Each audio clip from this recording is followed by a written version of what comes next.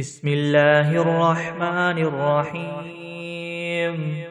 الحمد لله الذي أنزل على عبده الكتاب ولم يجعل له عوجا قيما لينذر بأسا شديدا من لدنه ويبشر المؤمنين الذين يعملون الصالحات أن لهم أجرا حسنا ماكثين فيه أبدا وينذر الذين قالوا اتخذ الله ولدا ما لهم به من علم ولا لآبائهم كبرت كلمة تخرج من أفواههم إن يقولون إلا كذبا فلعلك باخع نفسك على آثارهم إن لم يؤمنوا بهذا الحديث أسفا إنا جعلنا ما على الأرض زينة لها لنبلوهم أيهم أحسن عملا وإنا لجاعلون ما عليها سعيدا جرزا أم حسبت أن أصحاب الكهف والرقيم كانوا من آياتنا عجبا إذ أوى الفتية إلى الكهف فقالوا ربنا آتنا من لدنك رحمة وهيئ لنا من أمرنا رشدا فضربنا على آذانهم في الكهف سنين عددا ثم بعثناهم لنعلم أي الحزبين أحصى لما لبثوا أمدا نحن نقص عليك نبأهم بالحق إنهم فتية آمنوا بربهم وزدناهم هدى وربطنا على قلوبهم إذ قاموا فقالوا ربنا رب السماوات والأرض لن ندعو من دونه إلها لقد قلنا إذا شططا هؤلاء قومنا اتخذوا من دونه آلهة لولا يأتون عليهم بسلطان بين فمن أظلم ممن افترى على الله كذبا وإذ اعتزلتموهم وما يعبدون إلا الله فأبوا إلى الكهف ينشر لكم ربكم من رحمته ويهيئ لكم من أمركم مرفقا وترى الشمس إذا طلعت تزاور عن كهفهم ذات اليمين وإذا غربت تقرضهم ذات الشمال وهم في فجوة منه ذلك من آيات الله من يهد الله فهو المهتد ومن يضلل فلن تجد له وليا مرشدا وتحسبهم أيقاظا وهم رقود ونقلبهم ذات اليمين وذات الشمال وكلبهم باسط ذراعيه بالوصيد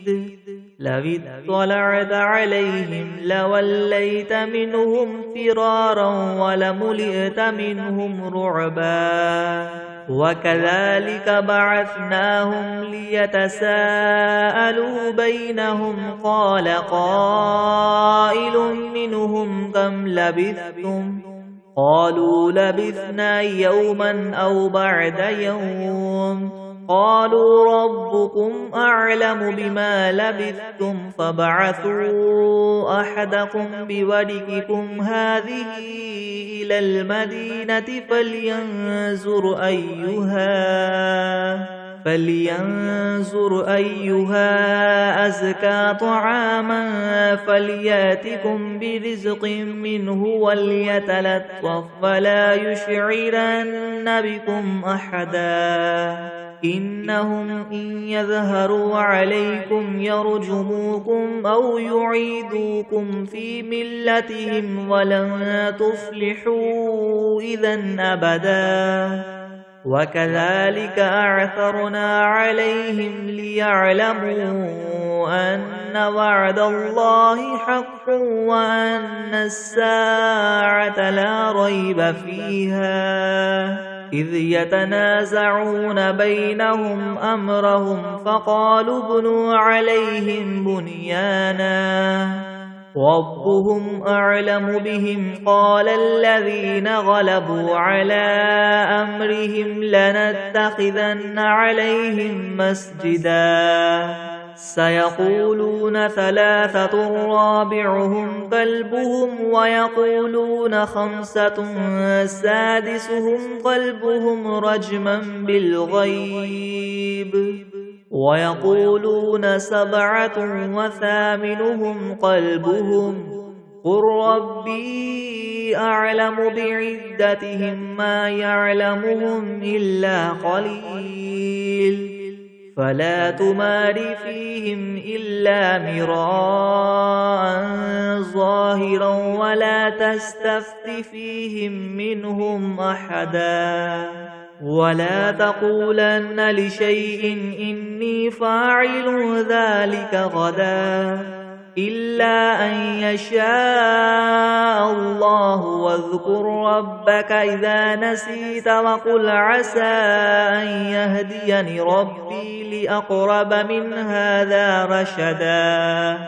ولبثوا في كهفهم 300 سنين وازدادوا 9 قل الله أعلم بما لبثوا له غيب السماوات والأرض أبصر به وأسمع ما لهم من دونه من ولي ولا يشرك في حكمه أحدا واتل ما أوحي إليك من كتاب ربك لا مبدل لكلماته ولن تجد من دونه ملتحدا واصبر نفسك مع الذين يدعون ربهم بالغداة والعشي يريدون وجهه ولا تعد عيناك عنهم تريد زينة الحياة الدنيا ولا تطع من أغفلنا قلبه عن ذكرنا واتبع هواه وكان أمره فرطا وقل الحق من ربكم فمن شاء فليؤمن ومن شاء فليكفر إنا أعتدنا للظالمين نارا أحاط بهم سرادقها وإن يستغيثوا يغاثوا بماء كالمهل يشوي الوجوه بئس الشراب وساءت مرتفقا إن الذين آمنوا وعملوا الصالحات إنا لا نضيع أجر من أحسن عملا أولئك لهم جنات عدن تجري من تحتهم الأنهار يحلون فيها من أساور من ذهب ويلبسون ثيابا خضرا من سندس واستبرق متكئين فيها على الأرائك نعم الثواب وحسنت مرتفقا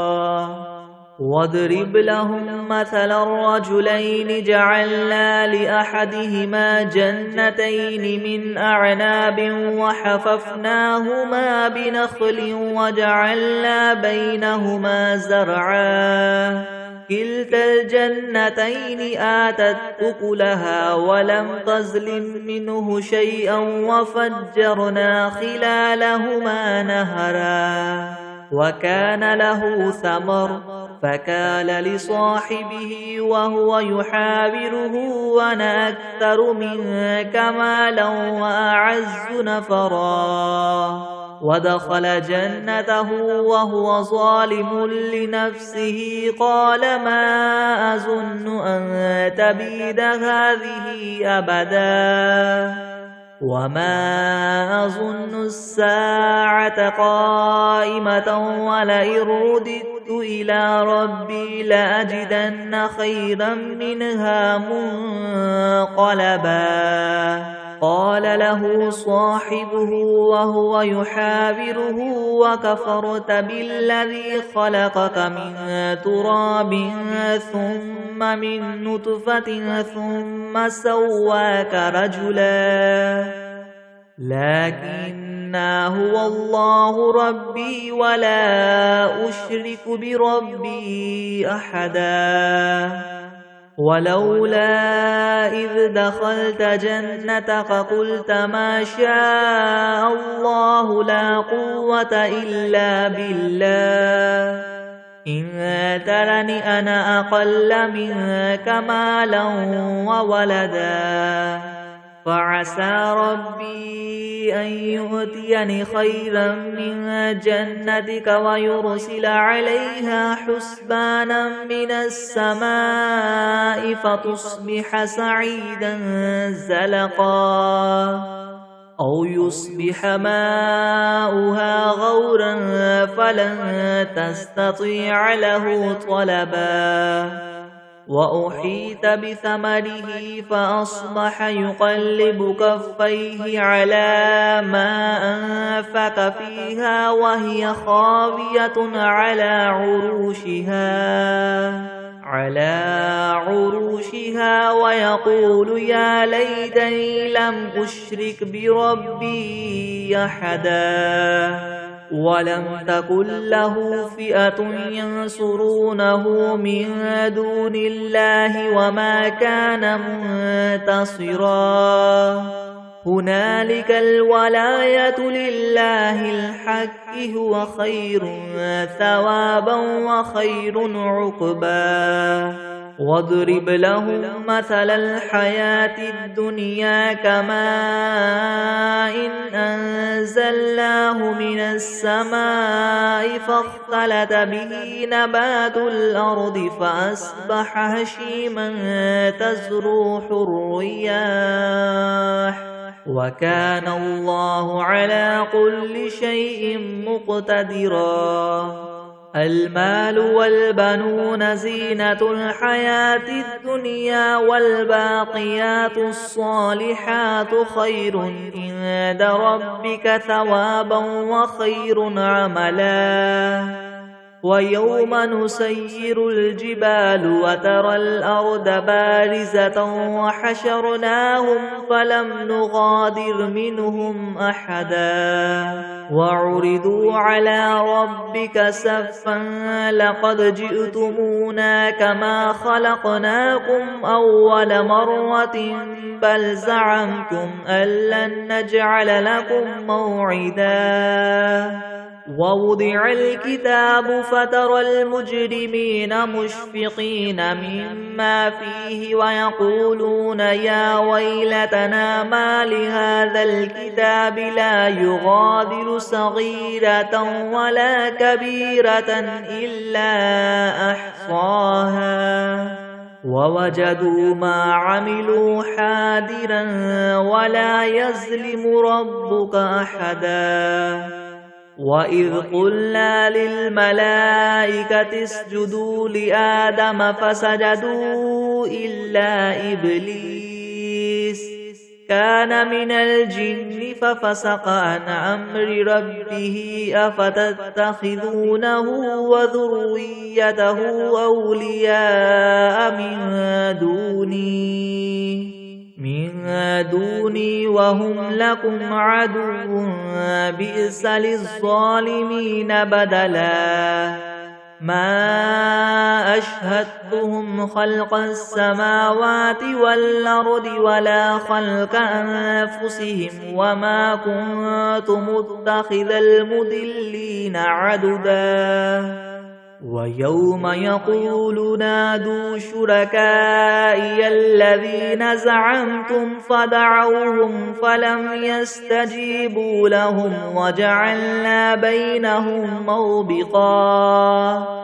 ورأى المجرمون النار فظنوا أنهم مواقعوها ولم يجدوا عنها مصرفا ولقد صرفنا في هذا القرآن للناس من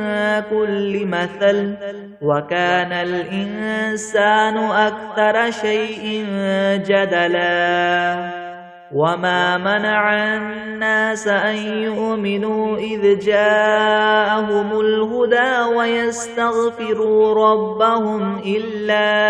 أن تأتيهم سنة الأولين أو يأتيهم العذاب قبلا وما نرسل المرسلين إلا مبشرين ومنذرين ويجادل الذين كفروا في الباطل ليدحضوا به الحق واتخذوا آياتي وما أنذروا هزوا ومن أظلم ممن ذكر بآيات ربه فأعرض عنها ونسي ما قدمت يداه إنا جعلنا على قلوبهم أكنة أن يفقهوه وفي آذانهم وقرا وإن تدعهم إلى الهدى فلن يهتدوا إذا أبدا وربك الغفور ذو الرحمة لو يؤاخذهم بما كسبوا لعجل لهم العذاب بل لهم موعد لن يجدوا من دونه موئلا وتلك القرى أهلكناهم لما ظلموا وجعلنا لمهلكهم موعدا وإذ قال موسى لفتاه لا أبرح حتى أبلغ مجمع البحرين أو أمضي حقبا فلما بلغ مجمع بينهما نسي حوتهما فاتخذ سبيله في البحر سربا فلما جاوزا قال لفتاه آتنا غداءنا لقد لقينا من سفرنا هذا نسبا قال أرأيت إذ أوينا إلى الصخرة فإني نسيت الحوت وما أنسانيه إلا الشيطان أن أذكره واتخذ سبيله في البحر عجبا قال ذلك ما كنا نبغي فارتد على آثارهما قصصا فوجدا عبدا من عبادنا آتيناه رحمة من عندنا وعلمناه من لدنا علما قال له موسى هل أتبعك على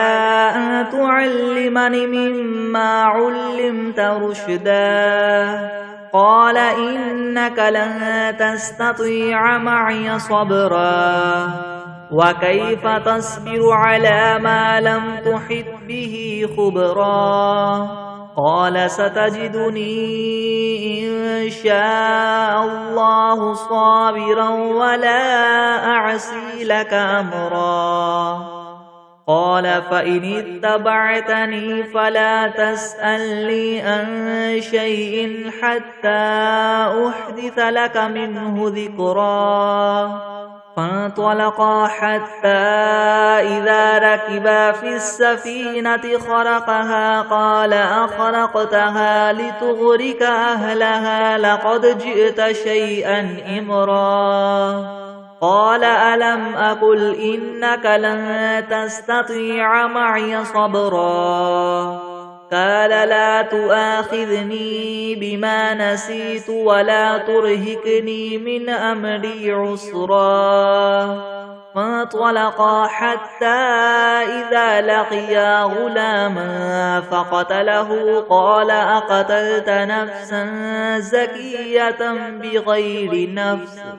لقد جئت شيئا نكرا قال ألم أقل لك إنك لن تستطيع معي صبرا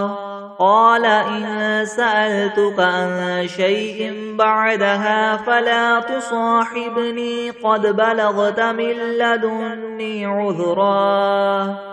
فانطلقا حتى إذا أتيا أهل قرية استطعما أهلها فأبوا أن يضيفوهما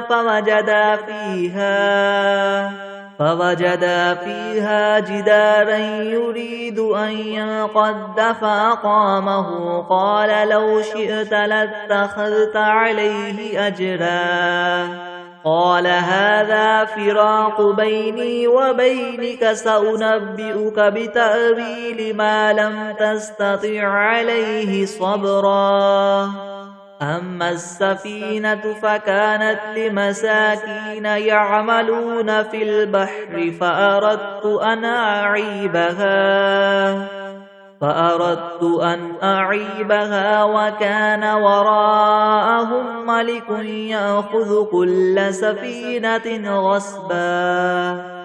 وأما الغلام فكان أبواه مؤمنين فخشينا أن يرهقهما طغيانا وكفرا فأردنا أن يبدلهما ربهما خيرا منه زكاة وأقرب رحما وأما الجدار فكان لغلامين يتيمين في المدينة وكان تحته كنز لهما وكان أبوهما صالحا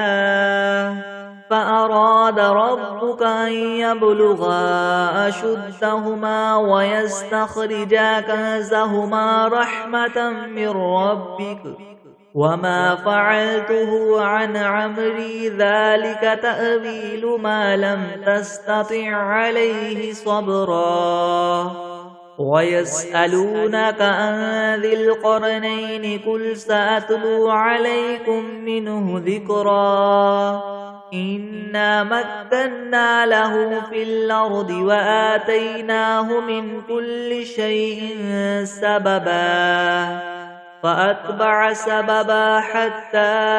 إذا بلغ مغرب الشمس وجدها تغرب في عين حمئة ووجد عندها قوما قلنا يا ذا القرنين إما أن تعذب وإما أن تتخذ فيهم حسنا قال أما من ظلم نفسه نعذبه ثم يرد إلى ربه فيعذبه عذابا نكرا وأما من آمن وعمل صالحا فله جزاء الحسنى وسنقول له من أمرنا يسرا ثم أتبع سببا حتى إذا بلغ مطلع الشمس وجدها تطلع على قوم لم نجعل لهم من دونها سترا كذلك وقد أحطنا بما لديه خبرا ثم أتبع سببا حتى إذا بلغ بين السدين وجد من دونهما قوما لا يكادون يفقهون قولا قالوا يا ذا القرنين إن يأجوج ومأجوج مفسدون في الأرض فهل نجعل لك خرجا على أن تجعل بيننا وبينهم سدا قال ما مكني فيه ربي خير فأعينوني بقوة أجعل بينكم وبينهم ردما آتوني زبر الحديد حتى إذا ساوى بين الصدفين قال انفخوا حتى إذا جعله نارا قال آتوني أفرغ عليه قطرا فما استطاعوا أن يظهروه وما استطاعوا له نقبا قال هذا رحمة من ربي فإذا جاء وعد ربي جعله دكا وكان وعد ربي حقا وتركنا بعدهم يومئذ يموج في بعد ونفخ في الصور فجمعناهم جمعا وعرضنا جهنم يومئذ للكافرين عرضا الذين كانت أعينهم في غطاء عن ذكري وكانوا لا يستطيعون صمعا أفحسب الذين كفروا أن يتخذوا عبادي من دوني أولياء إنا أعتدنا جهنم للكافرين نزلا قل هل ننبئكم بالأخسرين أعمالا الذين ضل سعيهم في الحياة الدنيا وهم يحسبون أنهم يحسنون صنعا أولئك الذين كفروا بآيات ربهم ولقائه فحبطت أعمالهم فلا نقيم لهم يوم القيامة وزنا ذلك جزاؤهم جهنم بما كفروا واتخذوا آياتي ورسلي هزوا إن الذين آمنوا وعملوا الصالحات كانت لهم جنات الفردوس نزلا خالدين فيها لا يبغون عنها حولا قل لو كان البحر مدادا لكلمات ربي لنفد البحر قبل أن تنفد كلمات ربي ولو جئنا بمثله مددا قل إنما أنا بشر مثلكم يوحى إلي أنما إلهكم إله واحد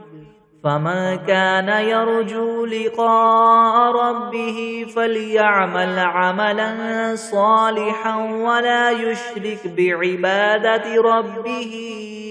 أحدا بسم الله الرحمن الرحيم يسبح لله ما في السماوات وما في الأرض الملك القدوس العزيز الحكيم هو الذي بعث في الأميين رسولا منهم يتلو عليهم آياته ويزكيهم ويعلمهم الكتاب والحكمة وإن كانوا من قبل لفي ضلال مبين وآخرين منهم لما يلحقوا بهم وهو العزيز الحكيم ذلك فضل الله يؤتيه من يشاء والله ذو الفضل العظيم مثل الذين حملوا التوراة ثم لم يحملوها كمثل الحمار يحمل أسفارا بئس مثل القوم الذين كذبوا بآيات الله والله لا يهدي القوم الظالمين. قل يا أيها الذين هادوا إن زعمتم أنكم أولياء لله من دون الناس فتمنوا الموت إن كنتم صادقين ولا يتمنونه أبدا بما قدمت أيديهم والله عليم بالظالمين. قل إن الموت الذي تفرون منه فإنه ملاقيكم ثم تردون إلى عالم الغيب والشهادة فينبئكم بما كنتم تعملون. يا أيها الذين آمنوا إذا نودي للصلاة من يوم الجمعة فاسعوا إلى ذكر الله وذروا البيع ذلكم خير لكم إن كنتم تعلمون. فإذا قضيت الصلاة فانتشروا في الأرض وابتغوا من فضل الله واذكروا الله كثيرا لعلكم تفلحون. وإذا رأوا تجارة أو لهوا انفضوا إليها وتركوك قائما قل ما عند الله خير من اللهو ومن التجارة والله خير الرازقين. أعوذ بالله من الشيطان الرجيم. بسم الله الرحمن الرحيم. الله لا إله إلا هو الحي القيوم لا تأخذه سنة ولا نوم له ما في السماوات وما في الأرض من ذا الذي يشفع عنده إلا بإذنه يعلم ما بين أيديهم وما خلفهم ولا يحيطون بشيء من علمه إلا بما شاء وسع كرسيه السماوات والأرض ولا يؤوده حفظهما وهو العلي العظيم. بسم الله الرحمن الرحيم. الحمد لله رب العالمين الرحمن الرحيم مالك يوم الدين إياك نعبد وإياك نستعين اهدنا الصراط المستقيم صراط الذين أنعمت عليهم غير المغضوب عليهم ولا الضالين. بسم الله الرحمن الرحيم. ألف لام ميم ذلك الكتاب لا ريب فيه هدى للمتقين الذين يؤمنون بالغيب ويقيمون الصلاة ومما رزقناهم ينفقون والذين يؤمنون بما أنزل إليك وما أنزل من قبلك وبالآخرة هم يوقنون أولئك على هدى من ربهم وأولئك هم المفلحون.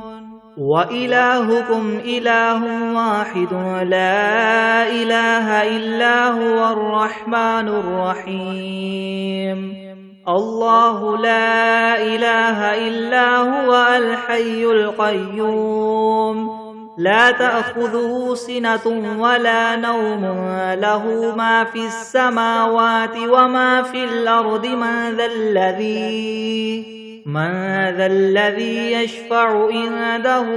إلا بإذنه يعلم ما بين أيديهم وما خلفهم ولا يحيطون بشيء من علمه إلا بما شاء وسع كرسيه السماوات والأرض ولا يؤوده حفظهما وهو العلي العظيم لا إكراه في الدين قد تبين الرشد من الغي فمن يكفر بالطاغوت ويؤمن بالله فقد استمسك بالعروة الوثقى لا انفصام لها والله سميع عليم الله ولي الذين آمنوا يخرجهم من الظلمات إلى النور والذين كفروا أولياؤهم الطاغوت يخرجونهم من النور إلى الظلمات أولئك أصحاب النار هم فيها خالدون لله ما في السماوات وما في الأرض وإن تبدوا ما في أنفسكم أو تخفوه يحاسبكم به الله ويغفر لمن يشاء ويعذب من يشاء والله على كل شيء قدير آمن الرسول بما أنزل إليه من ربه والمؤمنون كل آمن بالله وملائكته وكتبه ورسله لا نفرق بين أحد من رسله وقالوا سمعنا وأطعنا غفرانك ربنا وإليك المصير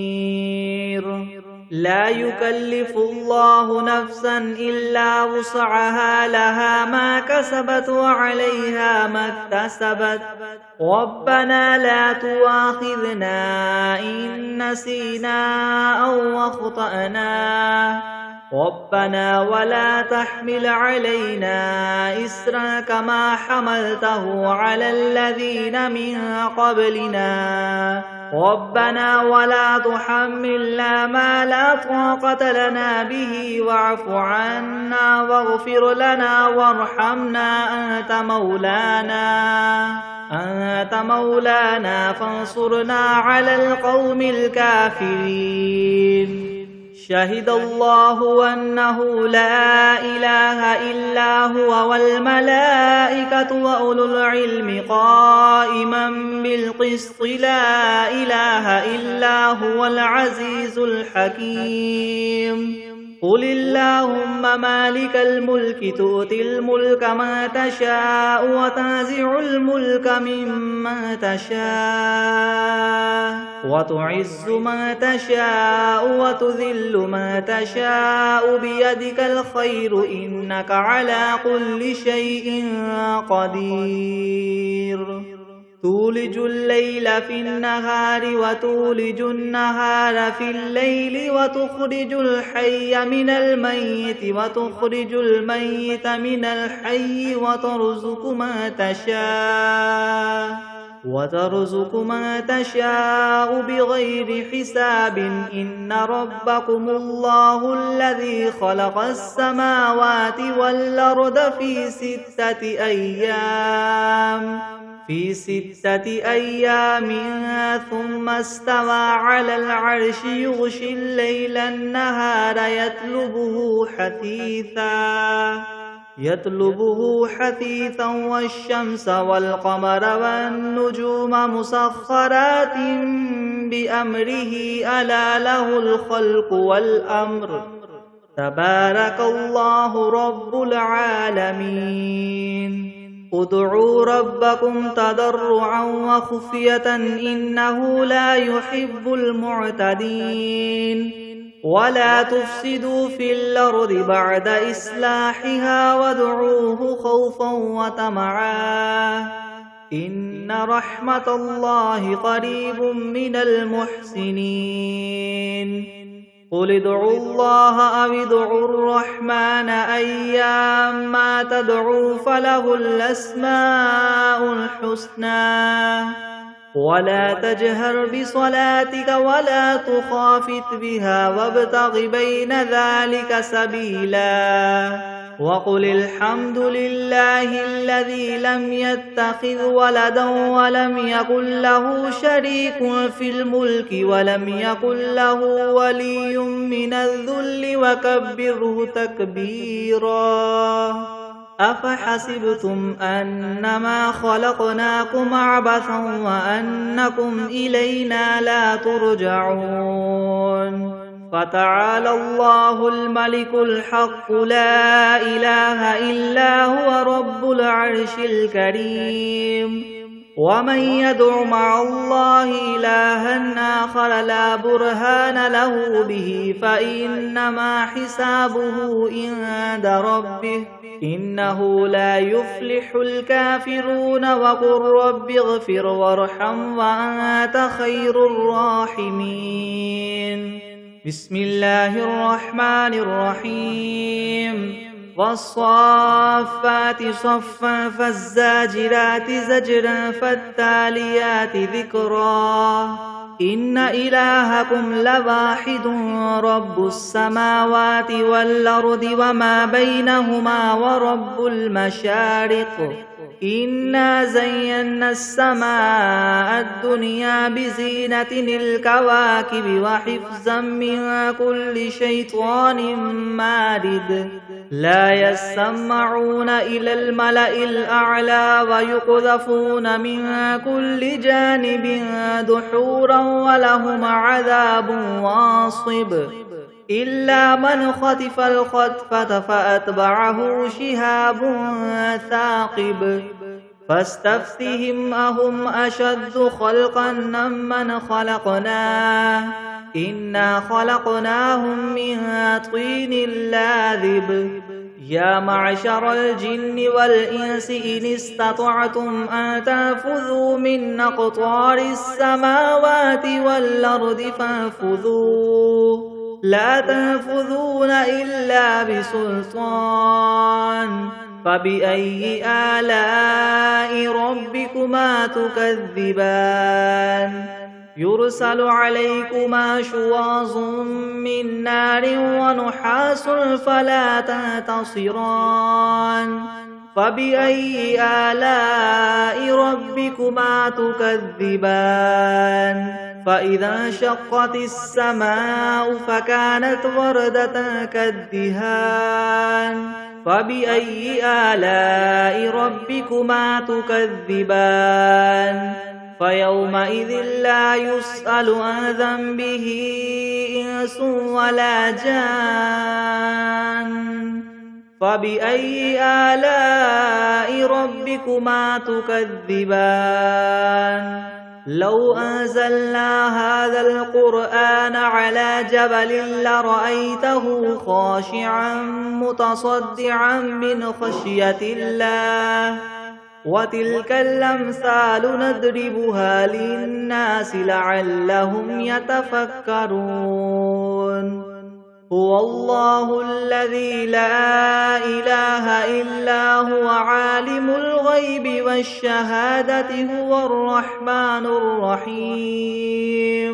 هو الله الذي لا إله إلا هو الملك القدوس السلام المؤمن المهيمن العزيز الجبار المتكبر سبحان الله عما يشركون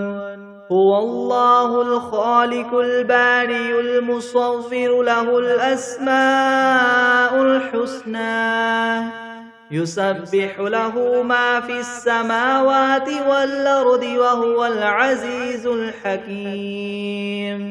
بسم الله الرحمن الرحيم قل أوحي إلي أنه استمع نفر من الجن فقالوا إنا سمعنا قرآنا عجبا يهدي إلى الرشد فآمنا به ولن نشرك بربنا أحدا وأنه تعالى جد ربنا ما اتخذ صاحبة ولا ولدا وأنه كان يقول سفيهنا على الله شططا. بسم الله الرحمن الرحيم. قل يا أيها الكافرون لا أعبد ما تعبدون ولا أنتم عابدون ما أعبد ولا أنا عابد ما عبدتم ولا أنتم عابدون ما أعبد لكم دينكم ولي دين. بسم الله الرحمن الرحيم. قل هو الله أحد الله الصمد لم يلد ولم يولد ولم يكن له كفوا أحد. بسم الله الرحمن الرحيم. قل أعوذ برب الفلك من شر ما خلق ومن شر غاسق إذا وقب ومن شر النفاثات في العقد ومن شر حاسد إذا حسد. بسم الله الرحمن الرحيم. قل أعوذ برب الناس ملك الناس إله الناس من شر الوسواس الخناس الذي يوسوس في صدور الناس من الجنة والناس. بسم الله الرحمن الرحيم. اللهم صل على سيدنا محمد وعلى